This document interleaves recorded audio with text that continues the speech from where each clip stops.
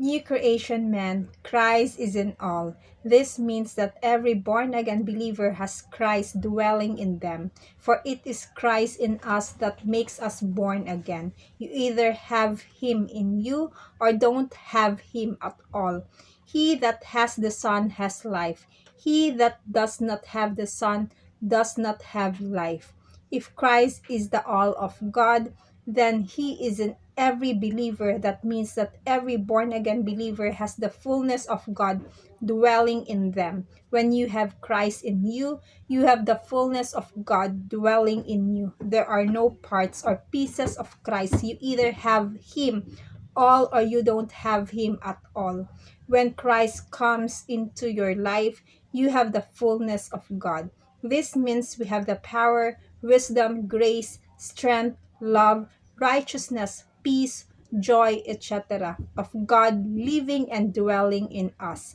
Christ in us is the common denominator that makes us all one, complete in Christ. Colossians chapter 3 verse 10 says, "You are complete in Christ." This means that Christ in the believer is total and complete. Nothing else is necessary for us to be complete apart from Christ. When we have Christ, we have the all of God.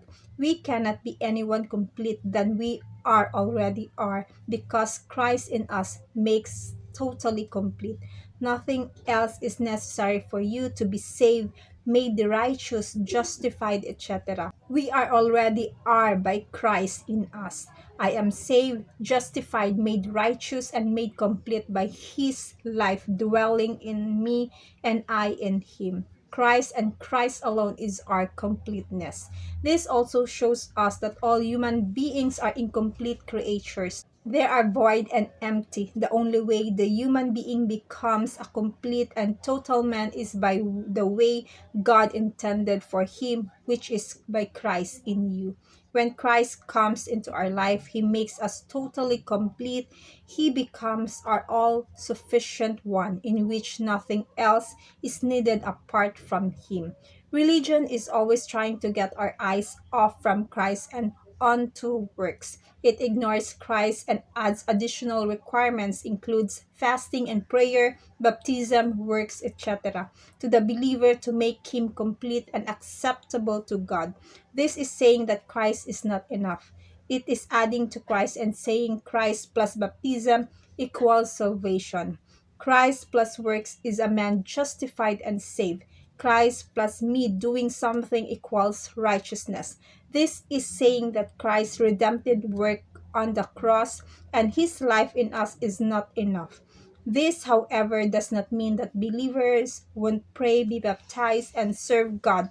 Rather, all these things the believer does come from the source of life, which is Christ living out his life through us. It means praying, being baptized, and serve God is the manifestation of or expression of Christ in us, being in union with Christ. Christ our life, our all. Colossians chapter 3 verse 3 to 4, "For you have died and your life is hidden with Christ in God. When Christ, who is our life, is revealed, then you also will be revealed with him in glory." This verse says that have died. This is important to understand, for without seeing our crucifixion and death, we will never come to the proper understanding of our union with Christ. This verse really speaks from God's point of view. He sees us in a different light than we see ourselves. Ultimately, we need to renew our mind to God's point of view and see, know, and understand as He does. From God's point of view, He first of all sees us crucified, buried, and dead with Christ. This means that we no longer have a life of our own. Our life is now hidden with Christ. God now sees us in Christ and no longer separated from Him. He not only sees us in Christ, He sees Christ whenever He looks at us from His heavenly point of view. This also means that God is no longer looking at to us within ourselves to be, to do, and to fulfill what He requires and demands. For God knows that we cannot live up to His standard of perfection. That is why He put Christ in us. Christ in us as the all-pleasing life and everything needed to fulfill the requirements He has set. That is why we need to first come to see our death on the cross before we fully understand our life in Christ. Without understanding our death, we will never come to the proper knowledge of our union with Christ and who we are to God based on this union. Therefore, our understanding of our union must come in the light of our death on the cross. If I am crucified and dead, then I have no life of my own, for Christ is my life. I have no righteousness of my own, for Christ is my righteousness. I have no wisdom of my own, for Christ is my wisdom. I have no power of my own, for Christ is my power. I have no love on my own, for Christ is my love. I have no strength on my own, for Christ is my strength. For Christ is my all, He is my everything to God.